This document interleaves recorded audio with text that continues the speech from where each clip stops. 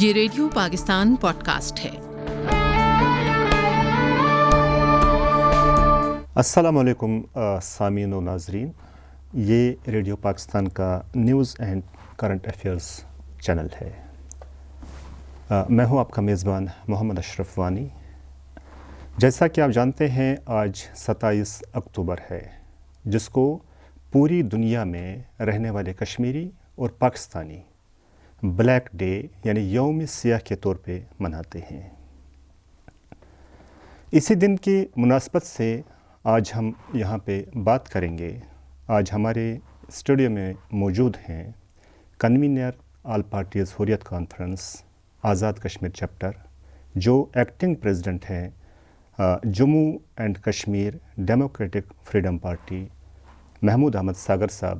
ان سے ہم اس دن کے حوالے سے بات کریں گے۔ پہلا ہم ان سے یہ پوچھیں گے کہ یہ جو دن منایا جاتا ہے، اب تو 75 سال ہو گئے ہیں اس دن کو مناتے ہوئے کشمیریوں کو، اور یوم سیاہ کے طور پہ اس دن کو منایا جاتا ہے۔ یہ کیا بیک گراؤنڈ ہے؟ کشمیری اس دن کو یوم سیاہ کے طور پہ کیوں مناتے ہیں؟ جی ساگر صاحب۔ بسم اللہ الرحمن الرحیم۔ سب سے پہلے ریڈیو پاکستان اسلام آباد کا شکریہ، اور جس نے آج کے دن کے حوالے سے، جس دن کی بہت زیادہ اہمیت ہے مقبوضہ جموں کشمیر اور پوری کشمیر کی تاریخ اور کشمیر کی آزادی کے حوالے سے، اگر آپ دیکھیں تو بنیادی طور پہ سب سے جو سیاہ ترین دن جموں کشمیر کی عوام کے لیے وہ یہی دن 27 اکتوبر ہے، جس دن ہندوستان نے ناجائز طور پہ جبراً کشمیر میں فوجیں اپنی اتاری، اور اس کے بعد آپ دیکھ رہے ہیں کہ تب سے لے کے آج تک کشمیری اس وقت بھی جانے دے رہا ہے۔ لیکن ستم ظریفی یہ ہے کہ 27 اکتوبر کے بعد ہندوستان خود اقوام متحدہ میں چلا گیا، اور اقوام متحدہ میں ہندوستان کے پہلے پرائم منسٹر پنڈت جواہر لال نہرو بھی موجود تھے، اور کشمیر کی طرف سے شیخ عبداللہ بھی تھے، اور صدر ابراہیم خان صاحب بھی تھے، اور پاکستان کے بھی نمائندے وہاں موجود تھے، اور اس بات پہ اتفاق دنیا نے ان کے ساتھ کیا کہ مقبوضہ جموں کشمیر کو وہ حق دیا جائے گا جو حق ان کو بنیادی انسانی حقوق کے تحت حق خود ارادت کا حق ہے۔ اور 27 اکتوبر 1947 کو جو ہندوستان نے کشمیر میں بھی کیا، آپ دیکھیں ہندوستان کے پاس بظاہر بائی روڈ کوئی راستہ نہیں تھا کشمیر کا، اس کو جہازوں کے ذریعے کشمیر میں فوجیں اتارنی پڑی، اور جو ہی فوجیں اتری اور اس کے بعد آپ کے سامنے ہے کہ قتل و غارت ہوا۔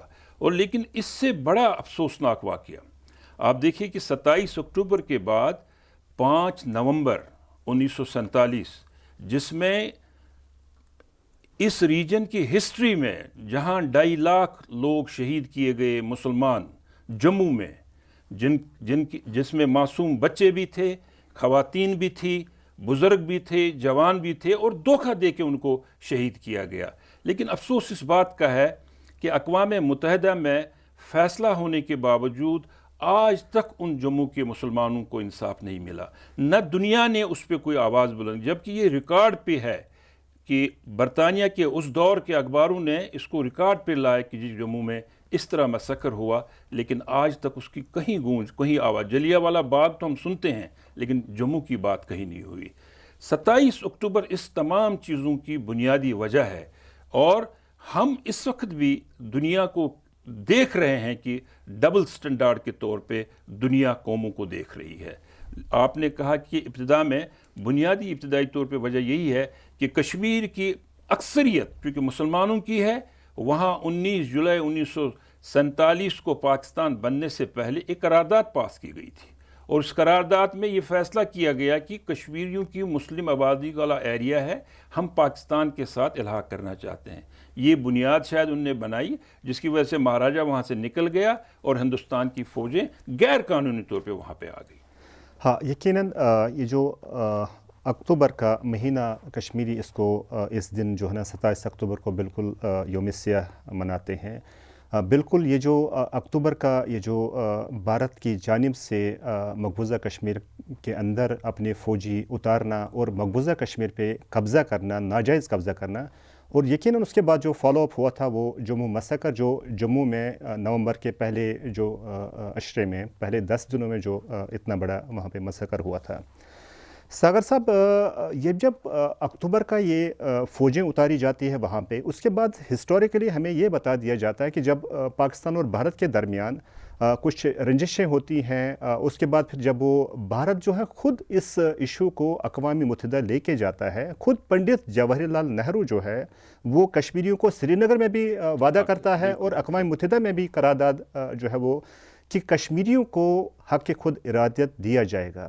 کیا آپ سمجھتے ہیں یہ جو پنڈت جواہر لال نہرو نے وہاں پہ کہ کیا وہ کشمیریوں سے مخلص تھا یا وہ اس وقت بھی ایک ڈیلیئنگ ٹیکٹکس کر رہا تھا؟ دیکھیے، میں نے اپنی ابتدائی بات میں بھی یہ بات رکھی ہے، اقوام متحدہ میں ہندوستان خود گیا اور وہاں پہ دنیا ساری نے اتفاق رائے سے 47 اور 48 کی قراردادوں کے بعد کافی قراردادیں آئی ہے، لیکن پنڈت جواہر لال نہرو جب سری نگر لال چوک میں تشریف لائے اور کشمیریوں سے مخاطب ہو کے کہا کہ ہم جو ہی یہاں پہ امن قائم ہوگا، ہم جبراً رشتے نہیں جو رکھنا چاہتے ہیں، ہم آپ کو آزادانہ رائے دے دیں گے اور اس رائے کے مطابق آپ اپنے مستقبل کا فیصلہ کریں گے۔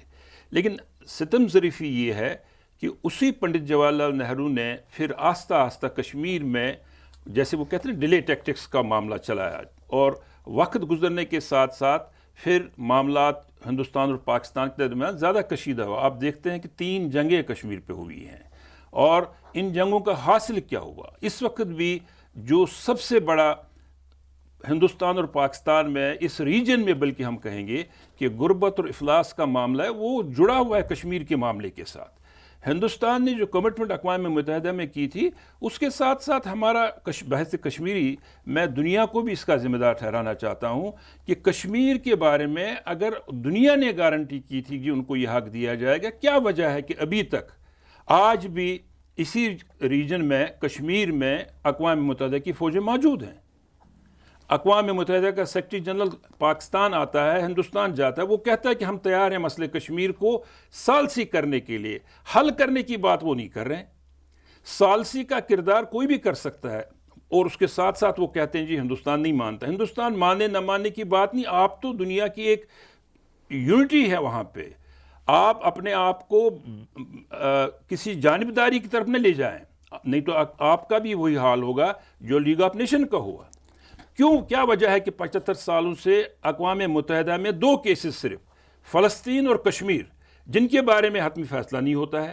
آپ ساؤتھ سوڈان میں 24 گھنٹے میں رائے شماری کرواتے ہیں، آپ ایسٹ تیمور میں فوری طور پہ رائے شماری کرواتے ہیں۔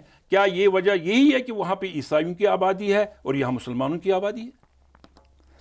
ہاں، یقیناً دیکھیں، بھارت اور پاکستان، یقیناً یہ جو پورا خطہ ہے، جب ہم اس پورے خطے کو دیکھتے ہیں تو یہ مسئلہ کشمیر کی وجہ سے جو یہاں پہ ترقی ہونی چاہیے، جو یہاں پہ انویسٹمنٹ ہونی چاہیے، بالکل یہ پورا خطہ جو ہے اگر دنیا کے باقی خطوں کے ساتھ اس کا کمپیرزن کرتے ہیں تو بہت پیچھے رہا ہے۔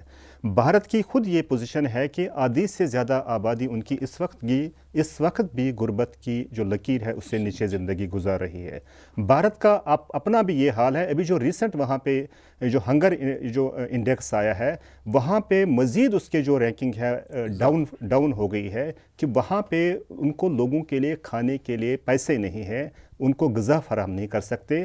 لیکن دوسری جانب جب آپ دیکھتے ہیں بھارت کا جو ڈیفنس بجٹ ہے وہ اتنا زیادہ ہائٹس کو ٹچ کر رہا ہے، اگر اس میں سے ہی ان لوگوں کی بھلائی کے لیے کام کیا جائے تو شاید بہت کچھ ہو سکتا ہے۔ آپ نے تو اپنی اس میں بالکل صحیح طرح جو ساگر صاحب اشارہ کیا ہے کہ دنیا میں جو مسلمانوں سے ریلیٹڈ مسائل جو ہیں، خاص کر اگر آپ دیکھیں فلسطین کو دیکھیں، کشمیر کو دیکھیں، تو یقیناً یہ دیرینہ مسائل ہیں جو اقوام متحدہ کے ایجنڈے پہ اب بھی جو ہیں حل طلب ہے۔ آپ نے لیگ آف نیشن کا بھی حوالہ دیا کہ لیگ آف نیشن جو ہے الٹیمیٹلی وہ ختم ہو گئی کیونکہ وہ جو مینڈیٹ تھا اس کا وہ اس پہ پورا نہیں اتری۔ دنیا کی یہ رسپانسبلٹی بنتی ہے، آپ نے اس پہ بالکل تفصیل سے ہمیں بتا دیا کہ جو ڈبل سٹینڈرڈ ہے، جو دوہرا معیار ہے وہ یہاں پہ لاگو کیا جاتا ہے۔ یہاں پہ اب آپ سے یہ جاننا چاہوں گا، اب جب سے خاص کر ہم دیکھتے ہیں یہ جو 5 اگست 2019 والا جو ہے وہ بھارت نے یک طرفہ اقدام کیا مقبوضہ کشمیر میں، جو آرٹیکل 370 اور 35A کو ختم کیا، اس کے بعد جو وہاں پہ جس کو بہت سارے جرنلسٹس نے ڈیموگرافک ٹیررزم سے جو ہے تعبیر کیا ہے، تو یہ وہاں پہ بہت تیزی کے ساتھ وہاں پہ یہ ڈیموگرافک ٹیررزم ہو رہا ہے. ہم اس کے سامنے مثالیں ہیں، ڈومیسائل ایشو کرنا، لینڈ لاز چینج کرنا، وہ جو ڈی لمیٹیشن جو ہے وہ کرنا، ہندوؤں کو زیادہ یہ دے دینا. اس کے علاوہ ہم دیکھتے ہیں ووٹنگ میں بھارتیوں کو جو ہے وہ زیادہ شامل کرنا. تو کہاں دیکھ رہے ہیں آپ؟ یعنی اگر میں آپ سے کہوں کہ آپ 2-3 سال فیوچر کو پریڈکٹ کریں، 3 سال کے بعد آپ کشمیر کو کہاں پہ دیکھ رہے ہیں؟ دیکھیے، بنیادی طور پہ جہاں تک 5 اگست کا تعلق ہے، اس میں 2 رائے نہیں ہیں کہ وہ ہندوستان کا ایک آئینی معاملہ ہے. اس میں 35A کا معاملہ ضرور ہمارا ہے جس کا ذکر آپ نے کیا، لیکن جہاں تک 370 کا تعلق ہے، ہم نے کبھی ہندوستان کو تسلیم کیا ہی نہیں. ہم ہندوستان سے آزادی چاہتے ہیں، اور ہندوستان نے تو پنڈت جواہر لال نہرو کے بقول 370 کشمیر اور ہندوستان کے درمیان ایک برج تھا، جس کی وجہ سے ہندوستان اور کشمیر کے تعلقات تھے. جب وہ برج انہوں نے خود ہی ختم کیا تو ہندوستان کے کشمیر کے ساتھ کوئی تعلقات. لیکن چونکہ یہ ذمہ داری بھی وانی صاحب میں آپ کو بتا رہا ہوں کہ یہ ذمہ داری اقوام متحدہ کی ہے کہ کانفلکٹ زون میں کیسے تبدیلی کی جا سکتی ہے. اور جب ہم یہ کہتے ہیں کہ آپ دیکھیں نا، کشمیری نے ہمیشہ دنیا کی آواز کے ساتھ آواز ملائی. 9/11 کے بعد کہا گیا کہ جی گن تحریک دشمنی ہے، یہ دہشت گردی ہے، ہم نے گن کو محفوظ کیا. ہم نے جبکہ اقوام متحدہ کے چارٹر کے مطابق 1988 میں ہندوستان کے خلاف جب بندوق اٹھائی نوجوان نے کشمیر میں، اس کی وجہ تھی کہ کیونکہ ہم وہاں تک 47 سے لے کے 88 تک ایک پرامن جدوجہد کر رہے تھے. ہم نے جیلیں کاٹی ہے. شبیر احمد شاہ صاحب اس وقت بھی 36 سال سے جیلوں میں ہے. آسیہ اندرابی صاحبہ جیل میں. یاسین ملک صاحب 2 بار ان کو سزائے عمر قید سنائی گئی ہے. فختو صاحب ہیں. اسی طرح بہت سے لوگ ہیں جو پولیٹیکلی اس چیز کو چلا رہے تھے. لیکن جب ظلم بڑھا اور ظلم کی انتہا یہ ہوئی تو کشمیری نے اسی اقوام متحدہ کے چارٹر کے مطابق آپ ثابت نہیں کر سکتے ہیں کہ کشمیر کے فریڈم فائٹر نے کسی ہندوستانی سول کے خلاف کوئی گولی چلائی ہو. انہوں نے اپنے حق کے لیے، اور جب 9/11 کا واقعہ ہوا ہم نے اپنے بندوق کو محفوظ کیا. ہم نے پھر پولیٹیکل جدوجہد شروع کیا. آپ نے دیکھا کہ 2008 میں BBC نے رپورٹ کیا 8 لاکھ لوگ سڑکوں پہ تھے. 2016 میں برہان شہید وانی کی برسی پہ لاکھوں کی تعداد میں لوگ سڑکوں پہ تھے. کسی جگہ بقول BBC ڈھونڈنے سے ایک وہ لکڑی نہیں مل رہی تھی کسی کے ہاتھ میں کہ وہ خلاف ورزی کرے. لیکن یہ جو ڈیموگرافک چینجز کا معاملہ ہے، غیر ریاستی باشندوں کو ووٹ دینے کا معاملہ ہے، اس میں اقوام متحدہ کی ذمہ داری بنتی ہے کہ وہ ہندوستان کو فورس کر کے وہ اس ریجن میں جب تک اس کا فیصلہ نہیں ہوگا. جب اقوام متحدہ کی قراردادیں کہہ رہی ہیں کہ الیکشن، اقوام متحدہ کی قرارداد ریزولوشنز کا نعم البدل نہیں ہو سکتا ہے.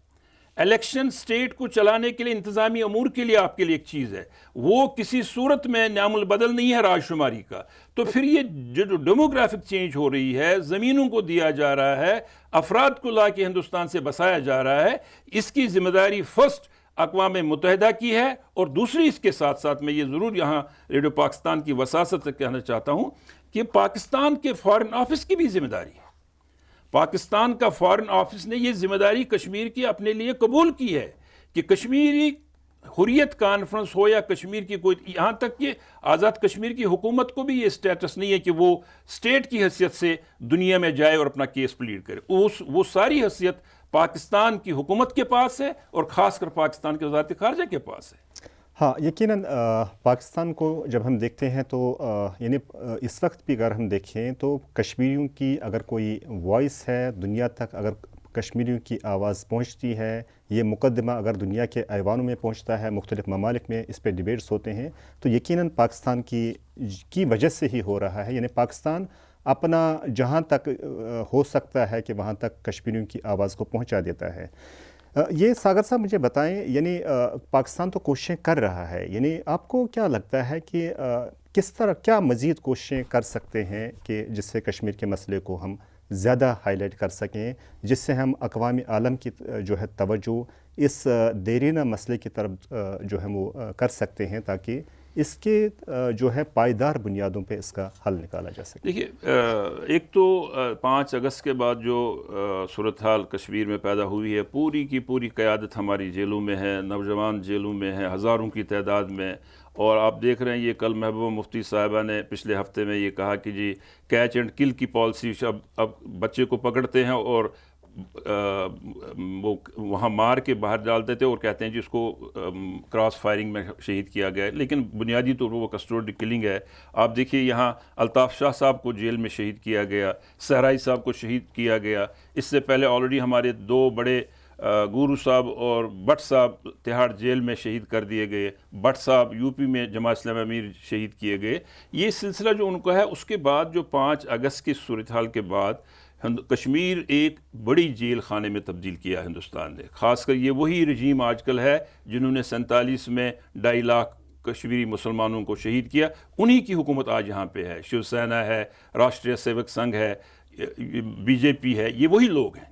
آج ذمہ داری بنتی ہے، پہلی ذمہ، جیسے آپ نے بھی کہا کہ حکومت پاکستان ضرور کوششیں کر رہی ہے، لیکن پاکستان کی حکومت کو ان کوششوں میں مزید ان کو مؤثر بنانا پڑے گا۔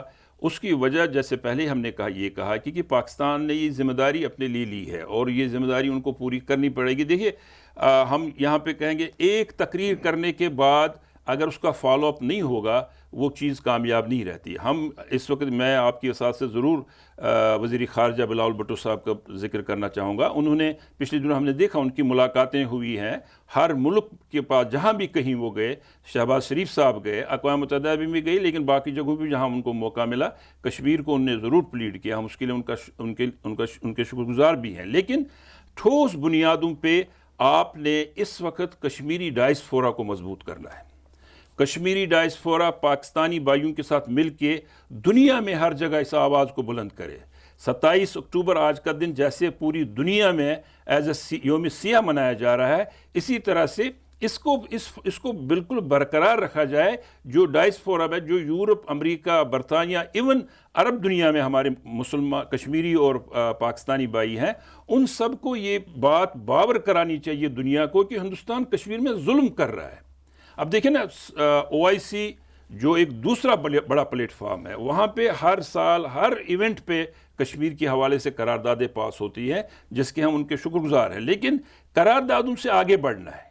ہندوستان پہ کوئی پریشر ایسا ڈیولپ کرنا ہے تاکہ وہ کشمیر کے معاملے میں بھی سامنے آ جائے۔ ہم قطعاً کوئی ایسا فیصلہ نہیں چاہتے ہیں جو ہندوستان کے باقی لوگوں پہ اثر، ہم چاہتے ہیں وہی فیصلہ ہمارے ساتھ وہ وعدہ پورا کیا جائے جو وعدہ اقوام متحدہ نے، پنڈت جواہر لال نہرو نے کیا۔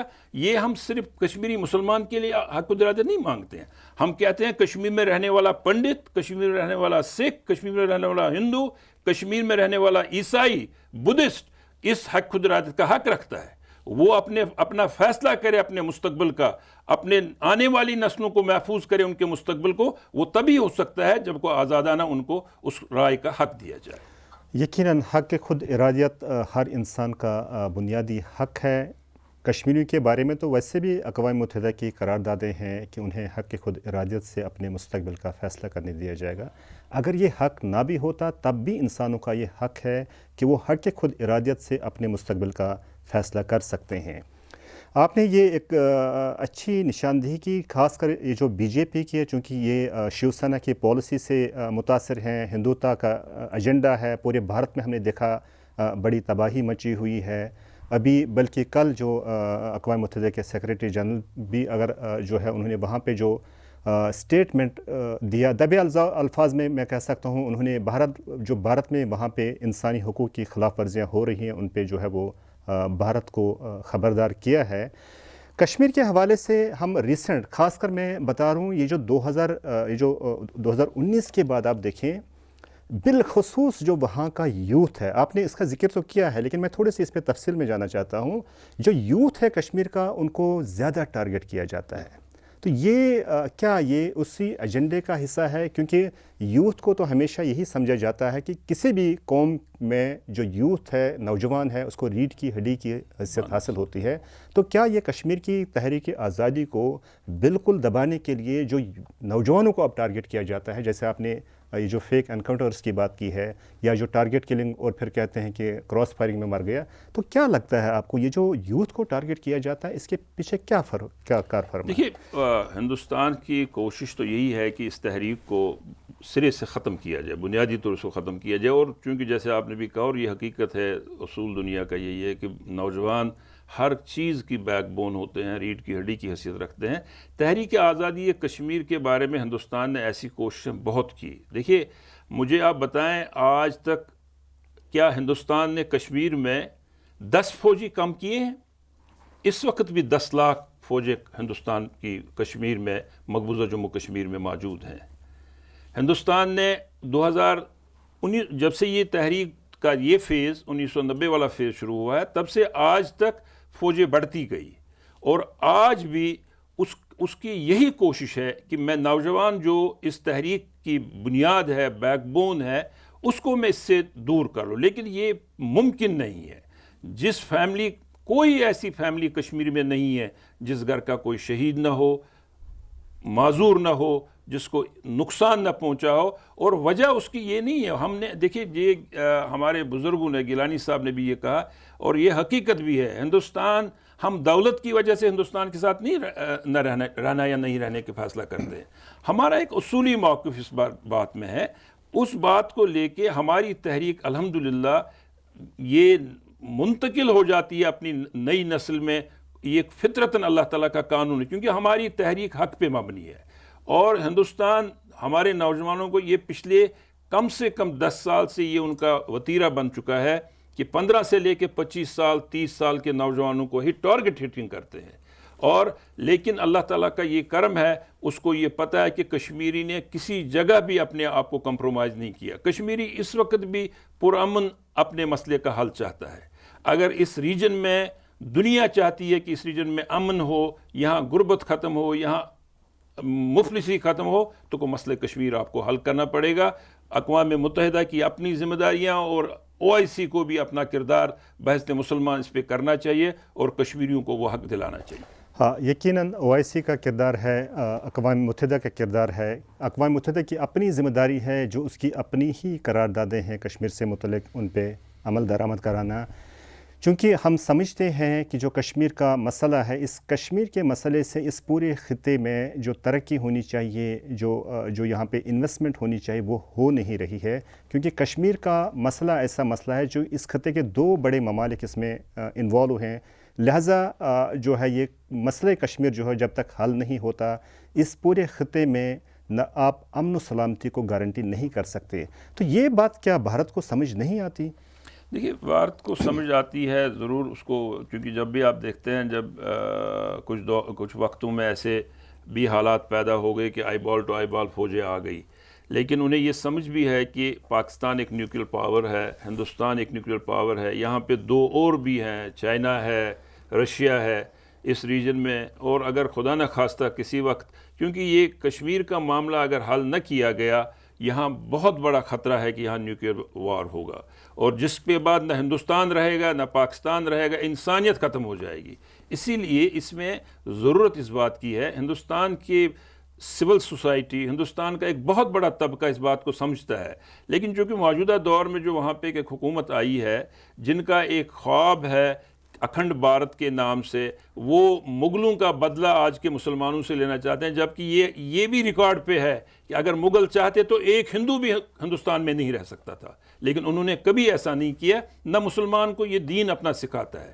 مسلمانوں کا دین اسلام یہ کہتا ہے کہ ایک انسان کا قتل پوری انسانیت کا قتل ہے.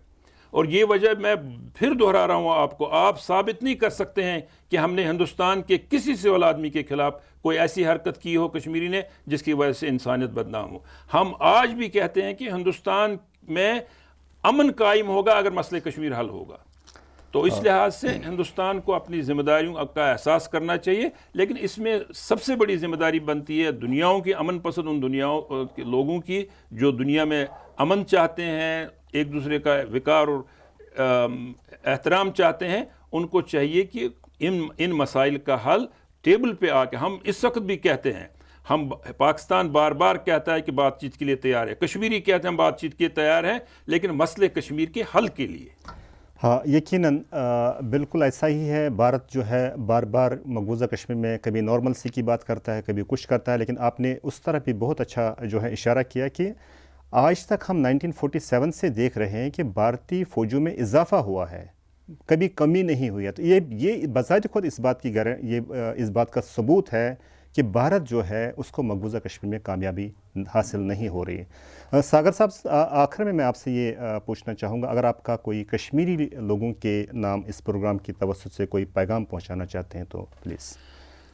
دیکھیے، میں اپنے کشمیری بھائیوں بہنوں بزرگوں سے یہی درخواست کروں گا کہ مشکلات ضرور آتے ہیں، لیکن تحریکوں میں جب انسان دیکھتا ہے کامیابی بالآخر ان کی ہوتی ہے. میں ایک بزرگ کی مثال آپ کے سامنے رکھتا ہوں کہ مجھے اس نے کہا کہ ساگر صاحب، ہم اللہ کی راہ میں اگر ایک جانور قربان کرتے ہیں تو اللہ تعالیٰ اس کے عوض انسان کی زندگی بھی بخشتا ہے اور اس کو صحت بھی عطا کرتا ہے. آپ نے تو لاکھوں کی تعداد میں انسانوں کی جانیں پیش کی ہیں اللہ تعالیٰ کے حضور، اور اللہ تعالیٰ آپ کو کسی صورت میں مایوس نہیں کرے گا، لیکن صبر کا دامن نہیں چھوڑنا ہے اور اپنی تحریک کو مضبوطی کے ساتھ تھامنا ہے. وما علینا الا البلاغ المبین. بہت بہت شکریہ محمود احمد ساگر صاحب، جو کنوینر ہیں APHC آزاد کشمیر چیپٹر کے. میں آپ کا بہت بہت شکر گزار ہوں. سامعین و ناظرین، یہاں پہ ہمارا پروگرام سماپت ختم ہو رہا ہے. اس پروگرام کو آپ تک پہنچانے میں جن لوگوں کا تعاون تھا ان میں تھے پروڈیوسر اسد اللہ خان اور ایگزیکٹو پروڈیوسر عبدالرؤف خان. اپنے میزبان محمد اشرف وانی کو اجازت دیجیے. اللہ نگہبان. یہ ریڈیو پاکستان پوڈ کاسٹ ہے.